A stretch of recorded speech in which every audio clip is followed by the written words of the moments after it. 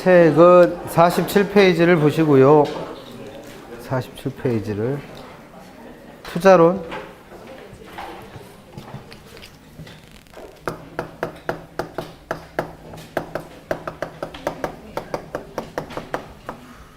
여섯 개 나와요. 3개 맞으세요. 더 맞는 건 아무 상관없습니다. 네, 근데 최소 3개는 맞으시라는 거고, 이게 3개가 안 나오면 좀 힘들죠, 점수가. 그래서 3개 맞게 공부하시면 되고, 그 요약집 순서대로 가보면 제일 먼저 화폐 시간가치 계산이라는 게 정리되어 있고,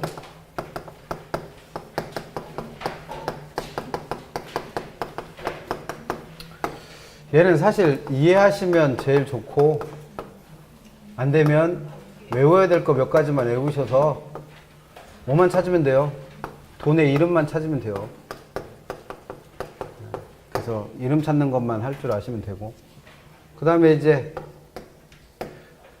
이거를 제일 먼저 해놓은 게 왜 그랬냐면, 이게 수업할 때 이거를 원래는 이제 이 투자론 할 때 보통 투자론 목차를 이게 앞에 이런 걸 해놓으면 점심 먹고 이게 보통 하루에 특강할 때도 많았거든요. 일요일날 하루 날 잡아서 그냥 처음부터 끝까지 쭉 할 때도 많아서, 이게 밥 먹고 오는 시간이랑 이렇게 딱 겹치면 점심 드시고 딱 오는 시간에 요거를 설명을 해요. 그럼 다 졸고 계셔. 그래서 목차를 저렇게 앞으로 뺀 거예요. 그래서 원래는 이게 뒤쪽에 있는 얘기죠. 투자 분석 기법이라는데. 그 다음에 해야 될 건 이제 위험과 수익에 대해서. 위험과 수익. 그래서 따로 써보면. 위험에서는 뭐 개념은 알아야 될 테고, 종류, 처리 또는 관리 방법. 그래서 요 두 가지 가지고 주로 시험 문제 낸다고 그랬죠. 수익에서는 수익률이라는 거의 개념, 종류에서는 따로 하셔야 될 게 이제 기대 수익률, 가중평균의 방법으로 계산하는 거는 뭐 무조건 나오는 문제라고 알고 계셔야 되고, 그 다음에 수익률에 가지고 투자 결정하는 방법, 그 다음에 하나 더 한다면 이제 투자 가치와 시장 가치 비교하는 거, 이런 것까지 배우셨었죠. 그래서 여기서 나오는 문제는, 이거 계산 문제 물어보는 것도 사실 그렇게 어려운 문제는 아니잖아요. 한 문제 정도는 꼬박꼬박 물어보니까 여기서 나오는 거는 안 틀리게 하세요. 위험과 수익률 쪽에서 내는 건. 그 다음에 또 배웠던 게 이제 포트폴리오. 그래서 포트폴리오 자체도 중요하지만, 포트폴리오 들어가기 전에 우리가 전제 조건이라고 해서 3가지 배웠었죠. 그래서 위험이 주어졌을 때 위험에 대한 투자자의 태도를 뭐로 본다? 위험 환모형 또는 위험 회피형으로 본다라는 거 잊지 마시라고 그랬고, 그 다음에 위험과 수익이 무슨 관계 있다? 비례관계. 그걸 위험과 수익의 상쇄관계라 부른다는 거. 그 다음에 평균분산 결정법이라는 방법을 통해서 투자자들의 우월 관계를 판단하는 방법이 있었다. 뭐 이런 것들을 미리 설명해 놓고 포트폴리오 들어갔었죠. 그래서 이 내용도 물어보니까 알고 계셔야 될 거고, 포트폴리오 들어가서 공부하셔야 될 건 첫 번째, 포트폴리오의 개념 내지는 유용성.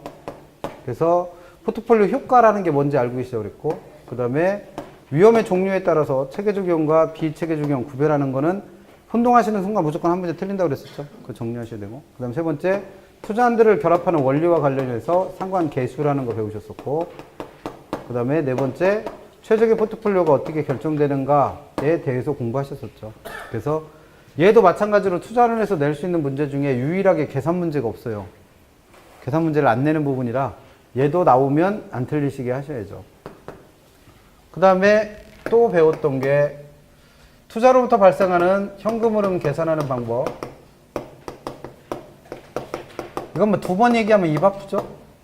그래서 부동산에 투자해서 매년 발생하는 매년의 현금 수지, 영업현금 수지 또는 소득이득 계산하는 거, 영업수지 또는 영업현금으로 계산하는 절차. 그래서 가능 총소득부터 시작해서 어디까지? 세후현금으로까지 계산하는 절차하고, 거기다 곁들여서 이제 그 영업소득세 구하는 방법 이런 것들까지 같이 배웠었죠. 그 다음에 처분했을 때 발생하는 지분복귀 계산하는 절차. 그래서 얘는 매도가격부터 시작해서 세후 지분복귀까지 계산하는 절차. 그 중간에 미상한 저당잔금이 아까 화폐 시간가치 계산 배웠던 것 중에 연금의 현가계수를 이용해서 구한다는 것도 따로 좀 기억하시라고 그랬고. 그래서 얘는 뭐 다 얼만큼 외우고 있느냐 물어보는 거고, 가로넣기로 내든 계산하라고 내든 아니면 뭐 관계를 물어보는 내용을 물어보든 뭐가 나오든 어쨌든 이걸 외우지 못하면 못 푸는 거니까 외우신 만큼 맞추실 거예요, 이거는. 그 다음에 다섯 번째가 투자 분석의 구체적 기법. 그래서 구체적 내용 물어보기 전에 따로 하나 물어보는 거 있다고 그랬죠. 화폐 시황 가치를 고려하느냐, 고려하지 않느냐.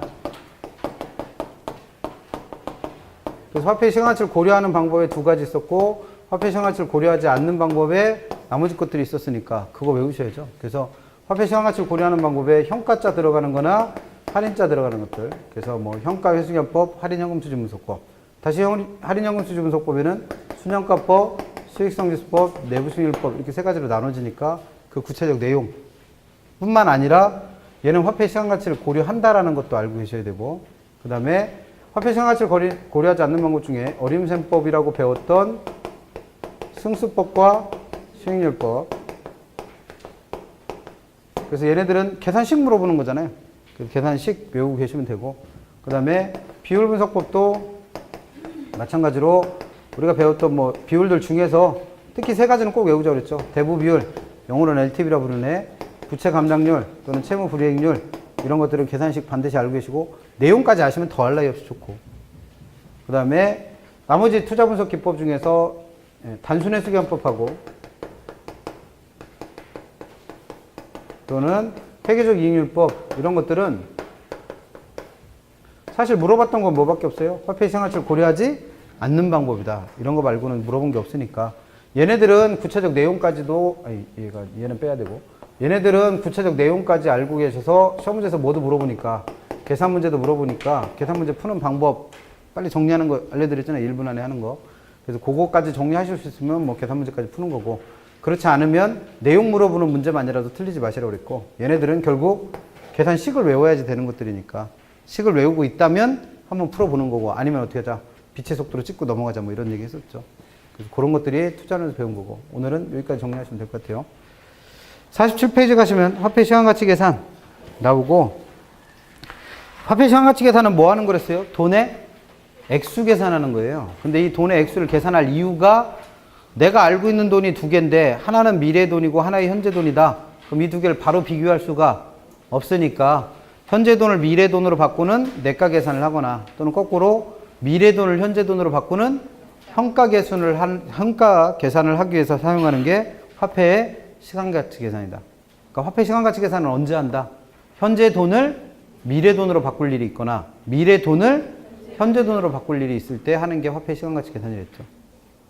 그래서 그때 돈의 액수를 계산해 봐야 될 건, 일단 크게 미래가치 줄여서 내가라는 애와 현재가치 현가라는 애, 크게 두 가지로 나눠지고, 내가는 다시 일시불의 내가, 연금의 내가, 감채기금, 그 다음에 현재가치에는 일시불의 현가, 연금의 현가, 원리금 또는 연금이라는 게 있으니까 일단 돈의 종류 6가지 이름은 알아야 될 거 아니에요. 그 이름 익혀두시고, 공부하셔야 될 건 그 옆에 정리되는 1, 2, 3번. 그래서 1번은 다 그 돈들의 뭐 개념, 제일 좋은 건 싹 다 외우시랬고, 두 번째, 구하는 식은 항상 똑같으니까 이해만 하시랬죠. 내가 구해야 될 돈은 나한테 주어진 돈에다 뭐만 따라, 구해야 될 돈의 이름을 딴 개수만 곱해라. 근데 유일하게 하나 다른 게, 마지막에 있는 원리금을 구할 때 쓰는 방법 개수는 원리금 개수가 아니라 저당 상수를 곱한다는 것만 혼동하지 마시라고 그랬고, 그리고 세 번째 공부하실 건 각 개수들의 모양. 그래서 그 가로 안에 남겨놓은 두 가지는 꼭 외우고 계셔야죠. 일시불의 내가 개수와 일시불의 현가 개수. 특히 누구? 일시불의 현가 개수는 이 화폐 시간 가치 계산을 실제 투자를 해서 써먹는 거에 90%는 이거예요. 일시불의 현가 계산하는 게 대부분이니까 1 플러스 R의 n승분의 1이라는 일시불의 현가 개수의 모양은 반드시 알고 계셔야죠. 그리고 나머지 개수들은 모양을 외우고 계시면 실제 문제에서 계산하는 게 가끔 생기니까 시간 여유 되시면 개수 뭐 하나 외워놨다가 푸시면 되죠. 그래서 사실 공부해야 될 건 그 47페이지 정리에는 표를 통째로 1번은 다 외우고 2번은 이해하고 3번에 있는 개수의 모양도 외우시면 더 좋고, 여기다 더 추가한다면 누구? 역수관계. 그래서 일시불의 내가계수와 일시불의 현가계수가 역수, 그 다음에 연금의 내가계수와 감채기금 계수가 역수, 연금의 현가계수와 저당 상수가 역수, 그 역수관계까지 기억하시면 요 47페이지에 있는 것만 다 달달달 외우시면 되죠. 근데 이게 잘 안 되는 분들을 위해서 한 페이지 넘기시면 외워야 될 거 있다고 그랬죠. 결국 화폐 시간가치 계산은 내가 구하고자 하는 애 뭐만 알아내면 돼요. 이름만 알아내면 돼요, 이름. 그래서 그 이름을 알아내는 방법을 암기사항이라고 정리해 드렸으니까 반드시 화폐 시간가치 계산에서는 나한테 주어지는 돈이 있다는 거예요, 주어지는 돈. 그럼 그 화폐 유형에서 만약에 돈이 주어질 때 1번에 있는 것처럼 현재 1원 또는 N년 후에 1원이라고 주어진다면 이 돈을 무조건 뭐라고 읽는다? 일시불이라 읽으랬어요. 근데 그 일시불을 미래 시점의 돈으로 환산하고 있다 그러면 일시불의 대가, 이 일시불을 현재 돈으로 환산하고 있다 그러면 일시불의 현가라고 해서 돈의 이름 찾으시면 되고, 만약에 나한테 주어지는 돈이 동그라미 2번처럼 매년 얼마씩 이렇게 주어지면 이걸 연금이라고 읽으시랬고, 그 연금을 적립했다 이런 말 나오면 연금의 대가, 연금을 환원했다 이런 말 나오면 연금의 현가라고 이름을 붙이시면 됩니다. 이름 붙이시면 돼요. 근데 5번에 있는 건 절대적인 건 아닌데 R 값이 꼭 주어지잖아요. 현가계수 들어간 R 값이 꼭 주어질 때 이 R을 만약에 이자율이라고 읽는다면 그건 대부분 다 내가 계산입니다. 근데 이 R을 할인율이라고 읽으면 100% 뭐예요? 현가 계산이에요.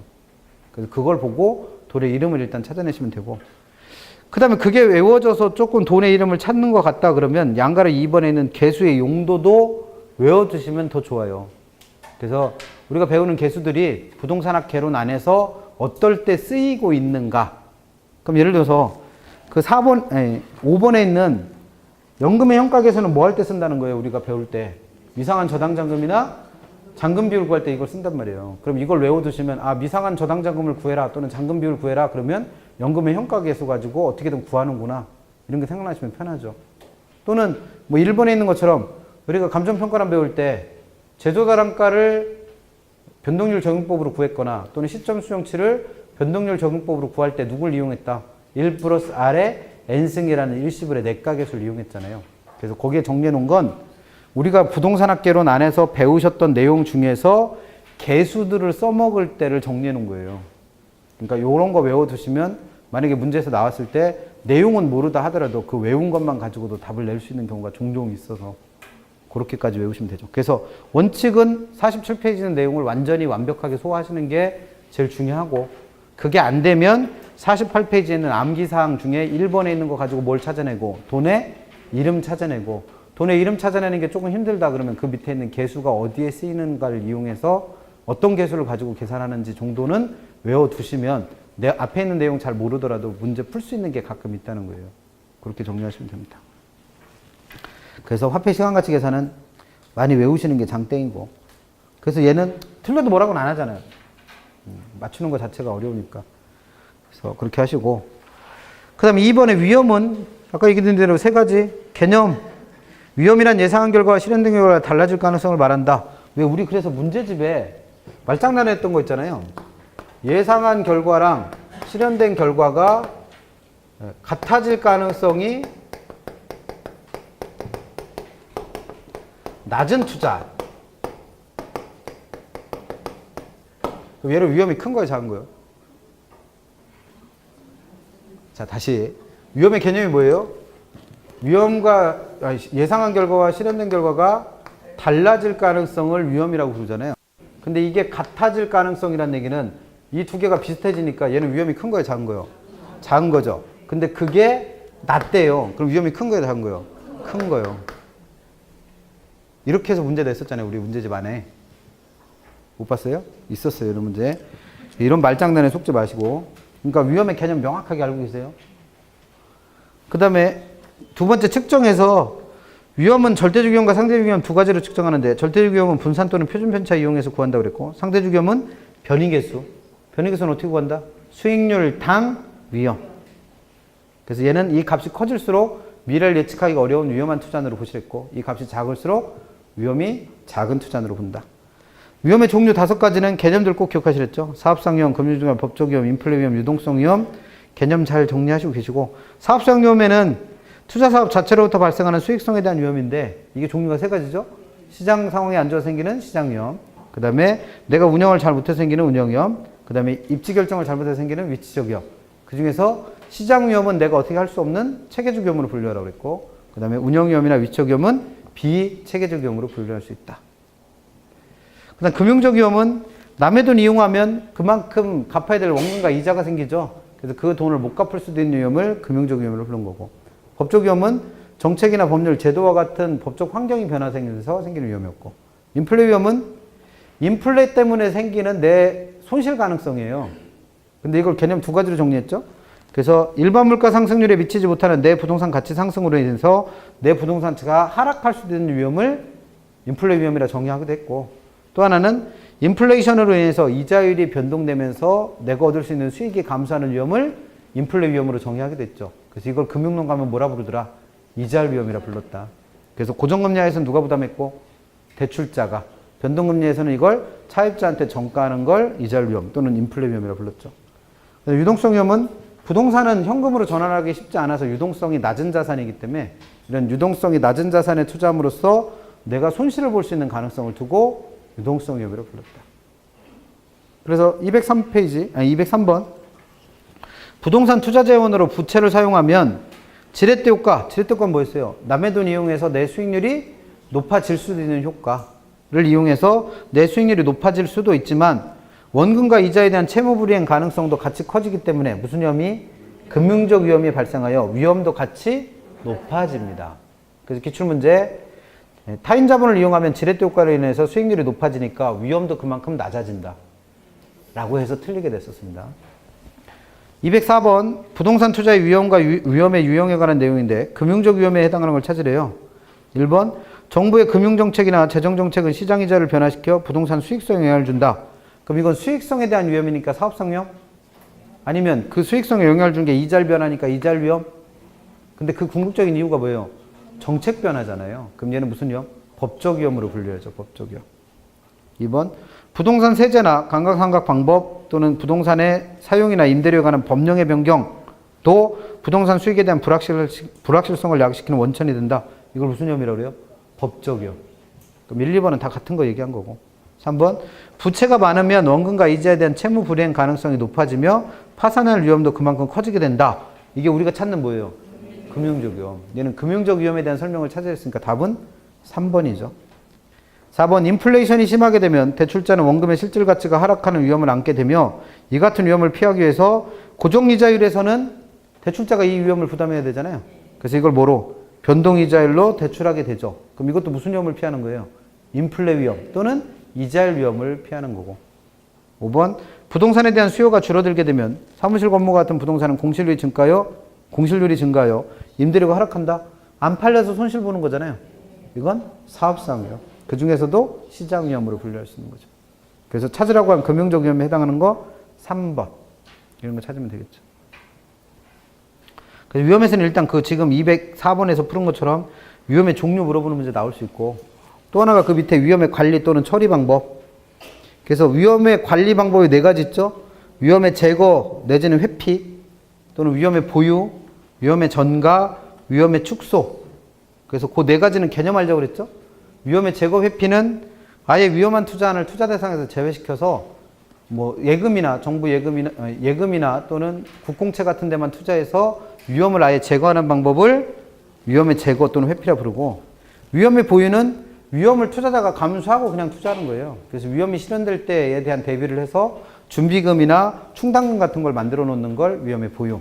그다음 위험의 전가는 보험 들어 놓는 것처럼 위험을 부담하는 주체를 변경시키는 걸 말하죠. 그래서 내가 부담할 위험을 남한테 떠넘기는 형태가 위험의 전가.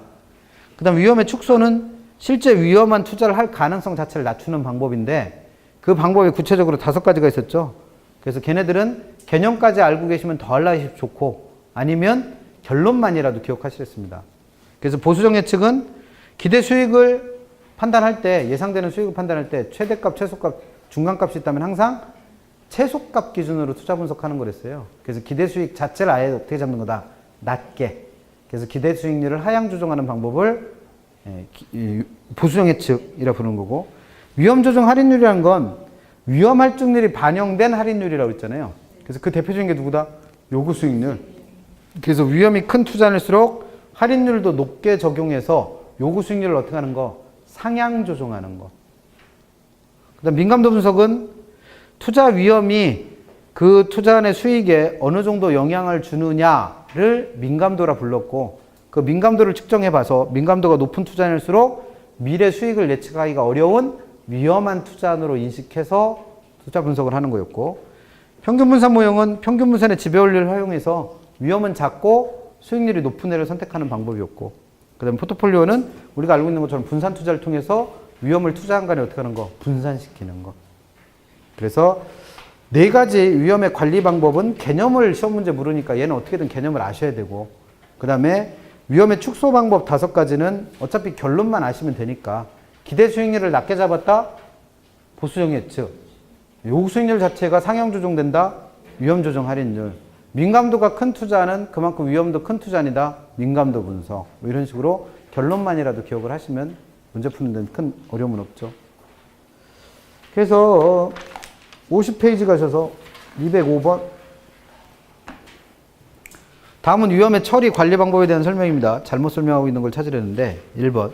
위험한 투자를 투자 대상에서 제외시키는 방법은 국공채나 정기금 등과 같이 안전한 곳에만 투자하여 투자 자금을 잃지 않는 방법을 말하죠. 그래서 이걸 위험의 회피 또는 제거라고도 부르는 거고. 2번. 보수적 예측은 투자 수익을 가능한 한은 어떻게 낮게 예측하는 거예요. 그래서 투자 수익이 최대값, 중간값, 최소값이 있다면 그 중에서 항상 최소값 기준으로 하는 거. 3번. 위험 조정 할인율의 조정 방법은 장래 기대되는 소득을 현재 가치로 환원을 할 때 위험한 투자일수록 할인율이 높아지는 방법이랬죠. 4번. 민감도 분석이란 위험의 내용이 산출 결과에 어떤 영향을 주는가를 민감도라 부른다 그랬잖아요. 그래서 그 민감도를 파악해서 민감도가 큰 투자는 그만큼 미래 수익의 변동이 심하니까 더 위험한 투자안으로 보는 방법. 그럼 다 맞는 표현이고. 5번. 자산이 하나에 집중되어 있는 경우 발생할 수 있는 불확실성을 제거하기 위해 여러 개의 자산을 분산 소유함으로써 분산된 자산으로부터 안정된 결합 편익을 획득하도록 하는 자산관리 방법도 위험을 축소시키는 방법이 될 수 있죠. 근데 이건 평균분산 결정법에 대한 설명이 아니라 포트폴리오에 대한 설명이 되죠. 그러니까 평균분산 결정법이라는 말이 나오려면 뭐예요? 위험을 나타내는 분산과 수익을 나타내는 평균값을 계산해서 투자한들의 평균분산의 지배원리에 따라서 가장 위험은 작고 수익률은 높은 애를 찾는 걸 말한다. 이런 말 나오면 평균분산 결정법. 그래서 다 맞는 표현인데 5번만 제목이 잘못된 거죠. 그 다음에 위험 나왔으니까 이제 수익률도 같이 나오겠죠. 뭐 수익률은 개념, 투자 자본에 대한 순수익의 비율. 이제 이런 거 보면 이제 A분의 B 해야 된다는 건 뭐 이제는 숙달 되셨을 테고. 그래서 구할 때 투자 자본 부분의 순수익으로 계산한다. 종류가 3가지 있죠. 실현 수익률은 투자론에서 별로 중요하게 안 다룬다고 그랬어요. 투자가 다 끝난 다음에나 계산되는 거기 때문에 중요하게 다루는 건 요구 수익률과 기대 수익률이었고, 요구 수익률은 투자의 기회비용 또는 대안적 수익률이라고도 불러서 부동산에 투자하려고 하는 투자자가 투자를 하기 위해서 요구하는 최소한의 수익률을 말했습니다. 그래서 이건 누구의 수익률이다? 투자자의 수익률이었어요. 투자자. 그래서 얘는 그 크기를 투자자가 결정하기 때문에 사람마다 그 크기가 달라져서 주관적인 수익률이라고 그랬죠. 그래서 얘가 아무리 주관적이라 하더라도 투자자가 이 안에 포함시키는 건 3가지 값.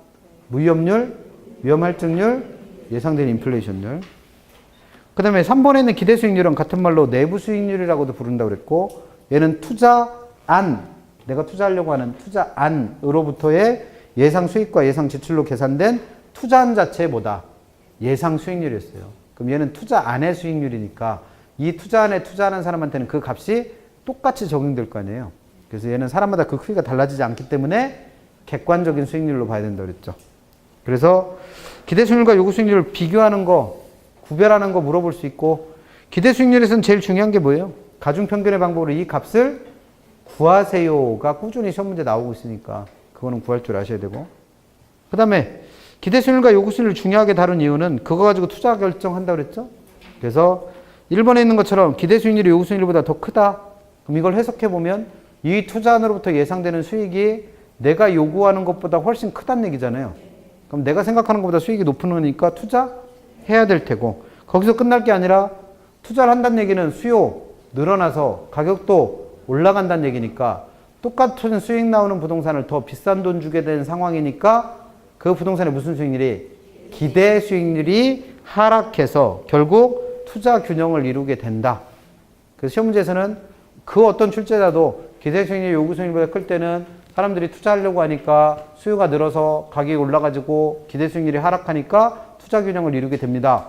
라고 친절하게 내는 사람은 하나도 없다는 거예요. 분명히 중간에 건너뛰고 낼 테니까 그 건너뛴 거 찾아서 그 말이 맞는지 틀리는지 골라낼 수 있으면 되죠. 그래서 대표적인 예, 기대 수익률이 요구 수익률보다 높으면 그 부동산의 가치는 하락한다. 이런 게 맞는지 틀리는지 골라내실 수 있으면 돼요.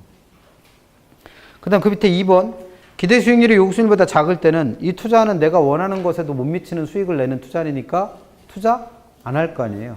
그럼 투자 안 하니까 수요, 감소, 가격, 하락. 그럼 똑같은 수익 나오는 부동산을 더 싸게 살 수 있게 된 거니까 기대 수익률은 상승. 그러면 결국 투자 균형을 이룰 수 있겠죠. 그래서 투자하냐 마냐 물어보면 쉬운 문제. 투자 균형 찾아가는 절차 물어보면 나름 까다로운 문제. 206번 수익률은 현재 소비를 희생한 시간에 대한 대가인 무위험률이라는 애와 내가 감수한 위험에 대한 대가인 위험 할증률 이 두 가지로 구성이 됩니다. 그 다음에 207번 투자에 대한 위험이 주어졌을 때 투자자 입장에서 투자를 위한 최소한의 수익률을 요구 수익률이라 부르는 거고 투자자로부터 예상되는 수익과 예상 지출로 계산한 그 투자한 자체의 예상 수익률을 기대 수익률이라 부르고 208번 기대 수익률이 요구 수익률보다 낮은 경우 그럼 지금 기대 수익률이 더 작은 거니까 투자 기각해야죠. 투자를 기각한다는 얘기는 그 부동산 안 사니까 수요 감소. 그럼 중간에 하나 빠졌는데 가격은 하락할 거 아니에요. 하락. 그럼 기대 수익률이 상승해서 투자 균형을 찾아가겠죠. 이런 것들. 그 다음 209번 A, B, C 세 개의 부동산 자산으로 이루어진 포트폴리오에서 이 포트폴리오의 자산 비중 및 경제상황별 예상 수익률 분포가 다음 표 같다면 전체 포트폴리오에 뭘 구해봐요? 기대 수익률 구하래요. 그럼 다른 거는 다 눈에 띌 필요 없는 단어들이고 눈에 띄어야 되는 단어는 일단 뭐예요? 기대 수익률을 구하랍니다. 이게 뭐 제일 눈에 띄어야 되는 거죠, 뭐 기대 수익률. 그럼 기대 수익률 계산하는 문제 나오면 무조건 가중평균한다 이것만 생각하시면 되잖아요. 평균 내면 돼요, 평균 내면. 그럼 얘를 왜 평균을 내야 되냐면 지금 A 부동산만 놓고 본다면 A 부동산은 경제 상황이 호황일 때와 불황일 때 수익률이 서로 어때요? 다르잖아요. 예를 들어서 모의고사를 봤는데 민법 점수랑 개론 점수가 달라. 그럼 뭐 해보셔야 돼? 평균 내셔야 돼. 민법도 50점 맞았고 개론도 50점 맞았어. 그럼 평균 낼 필요도 없이 그냥 내 점수는 얼마예요? 50. 근데 개론은 100점 맞았는데 민법은 40점 맞았어. 그러면 그때는 평균을 따로 내봐야죠. 그래서 이렇게 값이 수 개가 어떠니까 다르니까 평균을 내는 거예요. 근데 그 평균을 내는 방법이 두 가지 있다고 그랬죠. 원래 우리가 알고 있는 것처럼 더해서 2로 나누는 걸 산술평균. 어떨 때 한다? 발생 확률이 똑같을 때. 그래서 민법 100점 맞을 확률과 개론 100점 맞을 확률이 똑같잖아요. 그러니까 얘는 평균 낼 때 어떻게 해? 더해서 2로 나누죠. 그래서 평균을 내지만 얘가 만약에 발생 확률이 서로 다르면 발생 확률을 가중치로 부여해서 곱해서 더하는 방법인 가중평균 하시라고 그랬어요. 그럼 얘는 그래도 문제를 쉽게 낸 게 지금 경제 상황인 호황과 불황이 발생할 확률이 50%로 주어졌잖아요. 그럼 얘는 가중평균을 해도 되고 산술평균을 해도 되고 값이 똑같습니다. 그럼 지금 A안 같은 경우에 A 부동산은 호황일 때 불황일 때 평균 내보면 수익률 얼마 나와요? 5% 나오는 거죠. 5%. 그걸 어떻게 구하셨어? 더해서 2로 나누셔도 되고 발생 확률인 0.5 곱하기 6% 더하기 0.5 곱하기 4% 그렇게 해서 구하셔도 됐죠. 값이 똑같다는 거예요. 그러면 A안은 수익률이 5%고 B안도 똑같은 방법으로 구해보면 6% C안도 구해보면 6%. 그러면 지금 이 세 개의 자산으로 구성된 전체 포트폴리오의 기대 수익률을 구했으니까 지금 A 부동산, B 부동산, C 부동산의 수익률이 각각 다 어때요? 다르죠. 그럼 이것도 뭐 해보셔야 돼? 또 평균 내셔야지. 무슨 얘기냐면 지금 A라는 애만 가지고 생각을 해보자는 거예요. 왜? 호황일 때랑 불황일 때가 수익률이 서로 달랐잖아요. 얘가 얼마? 6, 얘가 4. 그럼 두 개가 서로 다르니까 뭐 해보셔야 된다고? 평균을 내셔야 된다고. 근데 이때 평균을 낼 때 발생 확률이 얘도 50%고 얘도 50%니까 더해서 2로 나누나 아니면 여기다 0.5를 곱해서 여기다 0.5를 곱해서 이거 더하나 그 값이 어때요? 똑같잖아요. 근데 어쨌든 A는 수익률이 얼마인 거예요? 6%. 같은 방법으로 B를 구해보면 6%, C를 구해보면 6% 이렇게 나왔잖아요. 그럼 이 세 개 수익률이 또 서로 어때? 다르잖아요. 그럼 이것도 뭐 해보셔야 돼? 평균을 내셔야 돼. 근데 보니까 A와 B와 C가 자산 구성 비율이 서로 다 어때요? 다르죠. 얘가 20, 얘가 30, 얘가 50. 그럼 이때는 발생 확률이 서로 다른 거니까 더해서 3으로 나누면 안 되고 이때는 가중평균 하셔야죠. 그래서 어떻게 한다? 곱해서 터트하시라고. 근데 퍼센트 곱하면 10,000분의 1 되니까 얘는 소수로 바꾸랬잖아요. 그럼 얘는 0.2 곱하기 5%니까 1% 더하기. 얘는 0.3 곱하기 6%니까 1.8% 더하기. 얘는 0.5 곱하기 3%니까 0.5 곱하기 6%니까 3%. 그리고 다 더하면 되잖아요. 그럼 얼마? 5.8%. 우리 시험에서 나올 수 있는 난이도는 이 정도라고 생각하시고 문제를 접근하세요. 5번. 얘는 이제 수익률에서 또 하나 언급했던 게 투자가치와 시장가치였죠. 투자가치의 개념. 투자자가 대상 부동산에 직접 부여하는 가치니까 투자자마다 그 크기가 다를 거 아니에요. 그래서 얘는 주관적 가치고. 시장가치는 시장에서 실제로 부여한 가치로서 실제로 거래된 가격이랬어요. 그래서 얘는 객관적이고. 그래서 이거 개념 잘 안 잡히면 투자가치는 내가 보기엔 얼마. 시장가치는 그 물건이 시장에서 실제로 거래되는 가격. 211번. 투자가치는 구할 때 어떻게 구한다? 그 부동산에서 발생한 순수익을 요구 수익률로 나눠주라고 그랬어요. 요구 수익률로. 그래서 그렇게 해서 구하는 값이고, 그렇게 구해진 투자가치가 시장가치보다 크다. 그럼 이건 어떻게 해석할 수 있어요? 내가 보기엔 되게 비싼 물건이라고 봤는데 가격이 그거보다 작다는 얘기죠. 투자가치가 큰 거니까. 그러면 내 생각보다 가격이 싼 거니까 이때는 산다 안 산다? 사야겠죠.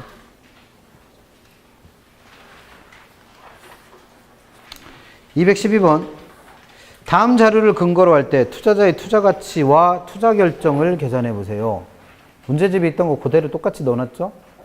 그래서 투자가치 구하랬잖아요. 지금 투자가치. 그럼 방금 전에 읽어본 것처럼 투자가치는 어떻게 구한다? 투자가치는 그 부동산에서 발생한 순수익을 요구수익률로 나누시면 되죠?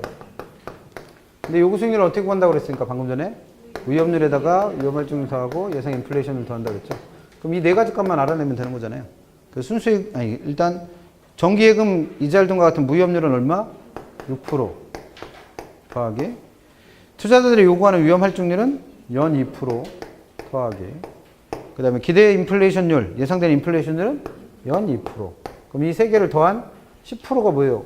요구 수익률이에요. 그 다음에 이 토지의 매월 임대료가 1,000만 원으로서 영구히 달성 가능하다. 그럼 이 부동산의 순수익은 1,000만 원? 라고 하면 안 되죠. 이게 나름 함정 아니에요. 이 수익률 세 개는 다 어떤 값? 연값이잖아요. 근데 수익은 월 수익 아니에요. 월 수익. 매월 1,000만 원 아니에요. 그러면 이게 연수익이 되려면 얼마를 곱해야 돼? 12를 곱하셔야지. 그럼 얘는 10% 0.1로 얼마를 나누시면 돼요? 1.2억을 나누시면 되죠. 그러니까 얼마? 12억. 그럼 이렇게 구하면 이게 뭐고? 투자가치고. 이 투자가치를 누구랑 비교한다고 그랬어요? 시장가치. 그래서 맨 마지막에 보니까 이 부동산의 시장가치는 얼마다? 10억. 그럼 이 얘기는 뭐예요? 내가 보기엔 12억이나 하는 물건 같은데 실제로 가격 물어보니까 10억. 그럼 투자가치가 더 큰 거잖아요. 그럼 투자해야지. 그 다음에 6번 위험과 수익과의 관계. 그러니까 여기까지가 이제 우리가 수익률이라고 했던 얘기고, 수익률에서 공부하실 건 기대수익률, 요구수익률, 실현수익률을 구별하시고, 기대수익률과 요구수익률을 비교해서 투자 균형 찾아가는 과정 공부하시고, 그 다음 뭐 할 줄 아시면 된다? 기대수익률 계산할 줄 아시면 돼요. 그거 정리하시면 되고. 6번에 있는 위험과 수익의 관계부터는 이게 포트폴리오 얘기로 연결되는 얘기죠. 그래서 6번 위험과 수익의 관계에서 213번 위험이 주어졌을 때 투자자의 태도로는 위험 회피형, 위험 중립형, 위험 선호형이라는 세 가지 형태가 있다고 그랬죠. 근데 그 중에서 투자자는 어떤 사람으로 본다? 위험 회피형 또는 위험 혐오형. 그래서 이 사람들이 갖는 무차별 곡선의 모양은 아래로 볼록한 모양이랬죠. 이게 투자론에서 첫 번째 전제하는 것들. 두 번째, 위험과 수익이 상쇄관계를 갖고 있다라고 하는 건 무슨 위험이? 체계적 위험과 비체계적 위험 중에서 체계적 위험이 누구와 수익과 무슨 관계다? 비례관계다. 그래서 맨날 얘기하잖아요. 체계적 위험, 비체계적 위험 설명드릴 때 체계적 위험이라 할 때 이 체계적 위험이 위험 할증률을 할 때 그 위험을 말한다고 그랬고, 그다음 위험과 수익의 상쇄관계라 할 때 그 위험은 항상 누굴 말하는 거다? 체계적 위험. 그래서 위험과 수익이 비례한다는 건 무슨 위험이? 체계적 위험이 수익과 비례하는 걸 말하는 거고, 그 이유는 투자자는 위험이 주어졌을 때 그에 대한 대가인 뭐를 높이니까 위험 할증률을 반영해서 수익률을 조정하니까 위험과 수익이 비례관계를 갖고 있는 거죠. 그래서 이 두 가지 이제 전제로 알고셔야 될 거고, 그 다음에 215번 투자자가 위험을 전혀 감수하지 않았을 때 얻을 수 있는 수익률은 무위험률밖에 없기 때문에 이건 어디서 나온 얘기예요? 위험 회피형 투자자라는 사람들이 위험을 전혀 감수하지 않는 사람이다?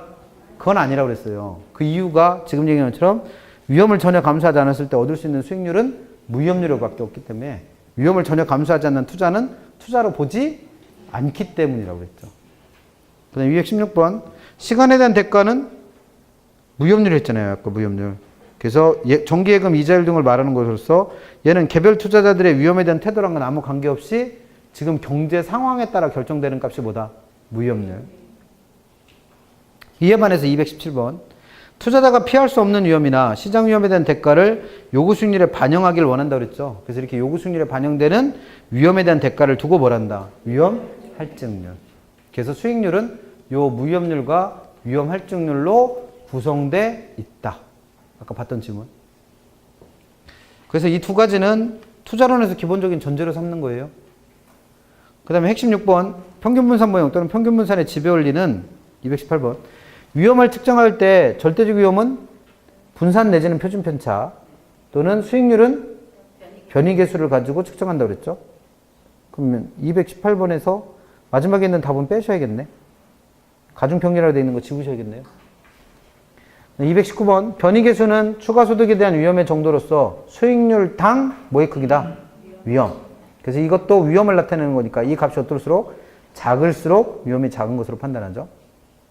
그 다음에 220번 평균분산 모형이란 수익률을 나타내는 값인 평균과 위험을 나타내는 값인 분산과의 관계를 이용해서 투자한 사이의 우월관계를 판단했던 방법이 평균분산 모형이다. 그래서 221번 평균값이 같으면 분산이 작은 투자를 선택하죠. 이걸 두고 분산의 지배원리. 그 다음에 분산이 같을 때는 평균값이 큰 애를 선택하죠. 이걸 평균의 지배원리. 그래서 이 두 개를 합쳐서 평균 분산의 지배원리를 이용하죠. 그래서 이런 평균 분산의 지배원리를 가지고 투자자들의 우월관계를 판단했는데 222번 평균 분산 모형은 어떤 투자안이 위험도 크고 수익률도 클 때 그럼 또 하나는 위험도 작고 수익률도 작은 애가 있다는 거죠. 그럼 이 경우에는 의사결정을 할 수 없다라고 했죠. 없다. 평균 분산의 지배원리를 적용하지 못한다고 했습니다. 그래서 223번 이와 같은 평균 분산 모형에 의해서 222번과 같은 더 이상 의사결정을 할 수 없는 투자안들을 효율적인 투자안이라 부르고 걔네들을 연결한 집합을 뭐란다? 효율적 전선 또는 효율적 프론티어. 그래서 224번 효율적 프론티어는 우상향하는 모양의 형태로 나타낸댔죠. 그 이유가 위험과 수익이 무슨 관계에 있어서? 비례관계에 있어서. 225번 투자자의 위험에 대한 태도를 나타내는 곡선인 무차별 곡선. 그리고 위험 혐오형의 투자자들의 무차별 곡선의 모양은 원점에 대해서 볼록. 그러니까 지금 이 얘기를 하고 있는 이유는 뭐예요? 포트폴리오 들어가면 곡선이 두 개가 나오잖아요. 무차별 곡선과 효율적 전선. 그럼 그게 어떤 걸 의미하는지를 이거 갖고 설명을 한 거예요. 근데 시험 문제에서는 얘네들도 물어보는 거죠. 그래서 그렇게 정리해 주시고 그 다음에 54페이지 가셔서 포트폴리오는 공부할 게 네 가지를 했잖아요. 첫 번째 개념. 분산 투자를 함으로써 투자한 간의 위험을 분산시켜서 안정적 수익을 추구하는 소극적이고 방어적인 전략을 포트폴리오라 부른다고 그랬고 포트폴리오 효과 또는 분산 효과라는 건 분산 투자를 함으로써 무슨 위험만? 비체계적 위험만 감소하는 효과를 두고 포트폴리오 효과를 한다. 그래서 얘가 나오게 된 이유 평균 분산 모형 가지고는 또는 변이계수 가지고는 투자 판단을 못했던 애들이 있었다고 그랬죠. 아까 앞에서 봤던 위험도 크고 수익률도 큰 애, 위험도 작고 수익률도 작은 애 사이에서는 투자 판단 한다 못한다? 못했었잖아요. 그래서 등장한 게 포트폴리오다. 그래서 공부할 거 시험 문제 무조건 하나 나올 수 있고 나오면 혼동하면 큰일 나는 거 체계적 위험과 비체계적 구별. 체계적 위험은 시장의 전반적인 상황, 경기 침체나 인플레이션 악화, 금리 상승 같은 것들 때문에 시장 안에 있는 모든 부동산의 수익률이 악화되는 위험을 체계적 위험이라 한다. 얘는 포트폴리오 구성에도 피할 수 없는 위험이랬고 그래서 요구 수익률에 할증되어 반영된다고 그랬죠. 그래서 위험 할증률을 할 때 그 위험과 수익의 상세 관계를 할 때 그 위험은 항상 누구를 말하는 거다? 체계적 위험을 말하는 거다. 그러면 얘는 포트폴리오랑은 관계 있다 없다? 없다. 그럼 포트폴리오에서 관계 있는 건 누구다? 비체계적 위험이다. 그래서 비체계적 위험은 개별 부동산의 특성, 내가 운영을 잘 못하고 있거나 입지 선정을 잘못했거나 하는 이유 때문에 생기는 위험이 비체계적 위험이고, 그래서 얘는 내 부동산만 수익이 감소되는 위험이 됐어요. 그럼 내 거에만 문제가 있으니까 문제가 없는 다른 애들과 결합해서 분산 투자라면 피할 수도 있는 위험이 비체계적 위험이었죠. 그래서 얘는 피할 수 있는 거니까 요구 순위를 반영시킬 필요가 없고, 포트폴리오에서 중요시하는 포트폴리오 위험이라는 건 결국 누굴 말한다? 이 비체계적 위험을 말합니다. 그래서 체계적 위험과 비체계적 위험은 혼동하시면 한 문제 틀려요. 혼동하지 않으셔야 되고. 그 다음에 투자한들을 결합하는 원리와 관련해서 상관계수라는 것도 배웠죠. 그래서 1번 불필요한 위험을 제거하고 최선의 결과를 얻도록 투자한들의 뭐를 이용해서 상관관계를 나타내는 상관계수라는 걸 이용해서 투자한들을 결합하게 된다는 거죠. 그래서 이 상관계수는 마이너스 1부터 플러스 1의 값으로 표시되는 투자한들의 관계를 나타내는 수치예요. 그러니까 내가 만약에 사람들의 관계를 만약에 수치로 표현한다면 나하고 절친한 사람이 있다면 플러스 1로 표시해놓고 만나기만 하면 싸움 나는 왼수다 그러면 마이너스 1로 표시해놓고 서로 뭐 얼굴 봐도 인사만 하는 사이다 그러면 0으로 표시하고 완전히 친하긴 한데 좀 절친은 아니면 0.7로 표현하고 뭐 이런 식으로 수치로 표시해놓은 걸 뭐라는 거예요? 상관계수. 그래서 3번 완전한 음의 상관관계 그러면 얘가 얼마일 때? 마이너스 1일 때예요. 그럼 이때는 어떤 의미예요? 투자한들은 완전히 상반대. 그러니까 반대의 성향을 갖고 있다는 거죠. 그래서 완전히 성질이 반대는 애들끼리 결합한 거기 때문에 분산 효과는 가장 커져서 비체계적 위험이 0까지 줄어드는 경우가 상관계수가 마이너스 1일 때입니다. 근데 반대로 완전한 양의 상관관계. 그래서 상관계수가 얼마일 때? 플러스 1. 1 때는 완전히 똑같은 성질을 갖고 있다는 거예요. 동일한 성질을 갖는 겁니다. 그럼 똑같은 애들끼리 결합해봐야 분산 효과는 거의 생기지 않는다는 거예요. 그래서 분산 효과가 아예 없습니다. 그래서 분산 효과는 플러스 1만 아니면 발생하는 거고 이왕이면 얘가 어떻게 될수록 음의 상관계수, 즉 마이너스가 될수록 그만큼 분산 효과는 더 커진다라고 기억하시겠습니다. 그 다음 마지막 최적 포트폴리오를 선택하려면 각 자산들 간의 수익을 평균으로 계산하고 위험을 분산으로 측정해서 평균 분산 모형을 이용해서 효율적 프론티어를 도출하라고 그랬죠. 그 모양이 어떻게 생긴? 우상향. 그리고 개별 투자자들의 위험에 대한 태도를 반영하는 무차별 곡선. 근데 투자자는 어떤 사람으로 가져가니까? 위험 회피형을 가져가니까 아래로 볼록. 그래서 이 두 개가 어떻게 하는 점? 접하는 점이 최적의 포트폴리오가 된다. 그래서 그 옆에 234번과 235번을 보시면 위험 회피형 투자자도 보수적 투자자와 공격적 투자자로 나눠졌었잖아요. 그래서 만약에 투자자가 보수적 투자자라면 무차별 곡선의 기울기가 공격적 투자자의 기울기보다 어떻다? 가파르다 그랬죠. 급하다. 그리고 효율적 프론티어의 어느 부분? 아랫부분에서 최적의 포트폴리오를 결정한다고 그랬고, 만약에 위험 회피형 투자자 중에서도 공격적 투자자라면 무차별 곡선의 기울기는 보수적 투자자의 무차별 곡선의 기울기보다 완만하다고 그랬고, 그래서 효율적 전선상이 어느 쪽? 위쪽에서 최적의 포트폴리오를 결정하니까 이 두 개를 구별할 줄 아느냐를 물어볼 수 있다고 그랬죠. 그럼 맨 위로 가서 228. 경제 전반에 영향을 미치며 모든 부동산의 수익률에 영향을 미치기 때문에 요구 수익률에 할증돼야 되는 건 체계적 위험이었고, 특정 부동산에만 영향을 미치기 때문에 입지 선정의 실패나 관리 소홀 등으로 발생하므로 요구 수익률에 반영되지 않아야 되는 건 비체계적 위험이었죠. 두 개 구별하시고. 229번 위험과 수익이 비례한다. 즉 위험과 수익의 상쇄관계라 할 때 위험은 항상 누굴 말한다? 체계적 위험을 말한다 그랬죠. 그다음 230번 분산 투자를 통해서 위험을 분산하는 효과를 분산 효과 또는 포트폴리오 효과라고 했고, 이 포트폴리오를 구성할 때는 무슨 위험만? 비체계적 위험만 제거되는 거고 체계적 위험까지 제거되는 건 아니다라고 그랬고. 231번 상관계수는 투자한들의 수익률의 방향성을 나타내요. 그래서 얘가 플러스면 같은 방향, 마이너스면 반대 방향이라는 거죠. 근데 이 상관계수가 커질수록 분산 효과도 커진다가 아니랬죠. 분산 효과는 상관계수가 작아져서 마이너스로 갈수록 커집니다. 그 다음에 232번 효율적 프론티어. 동일한 위험에서 최고의 수익률을 나타내는 효율적 투자자들을 연결한 곡선이고, 효율적 선상에 어떤 포트폴리오를 선택했든지 주어진 위험에서 더 이상 수익을 얻을 수 없는 투자한들의 집합을 효율적 프론티어라 부른다는 거죠. 개념 이해하시면 돼요. 그 다음에 233번. 최적 포트폴리오는 어떻게 결정된다? 무차별 곡선과 효율적 프론티어가 접하는 점. 교차하는 건 누구예요?